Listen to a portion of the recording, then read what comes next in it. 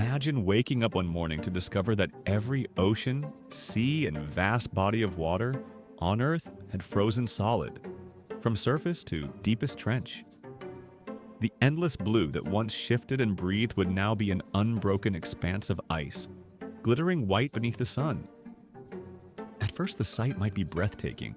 Entire continents suddenly linked by colossal frozen highways, ships trapped mid-journey like insects in amber, waves frozen in mid-crest, turned into towering ice sculptures by nature itself. People could walk where only ships once sailed, crossing from Europe to America, from Asia to Australia, without ever touching a boat. But awe would quickly give way to catastrophe. The oceans are not just water. They are the beating heart of Earth's climate.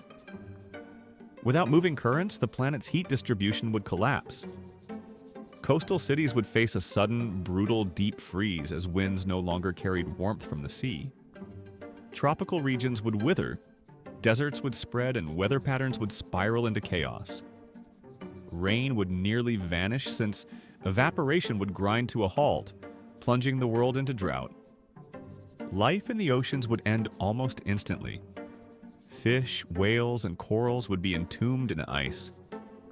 The food chain, from plankton to predators, would collapse. Billions of humans who depend on seafood would face starvation. Entire coastal economies, fishing, shipping, tourism, would vanish overnight. Trade would grind to a halt too. Cargo ships immobilized in ice would strand goods across the globe. Nations would scramble to build land routes, but without oceans as highways, the pace of global exchange would collapse. Energy and food shortages would ripple worldwide. But humans are adaptive, and some would see opportunity in the frozen seas.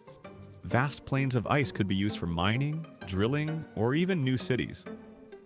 Highways of ice could connect continents, reshaping travel and geopolitics.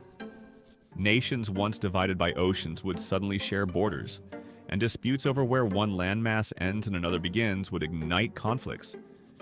Still, survival would dominate. Agriculture would falter without reliable rainfall, forcing humanity to develop new irrigation systems or depend on artificial food production. With the hydrological cycle broken, freshwater would become rarer than ever.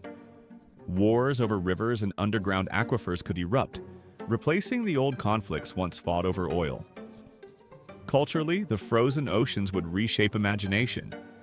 Myths and legends of the sea would fade, replaced by stories of a time when the world flowed.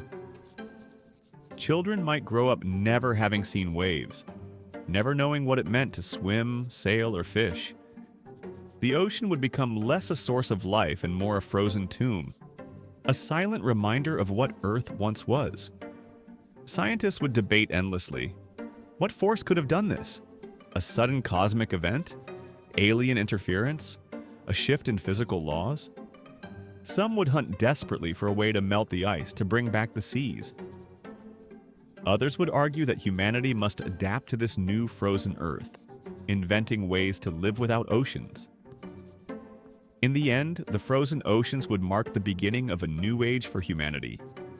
A world without waves, storms, or tides would not be Earth as we know it, but something alien. An icebound planet where survival depends not on conquest of the seas, but on enduring the silence of their loss.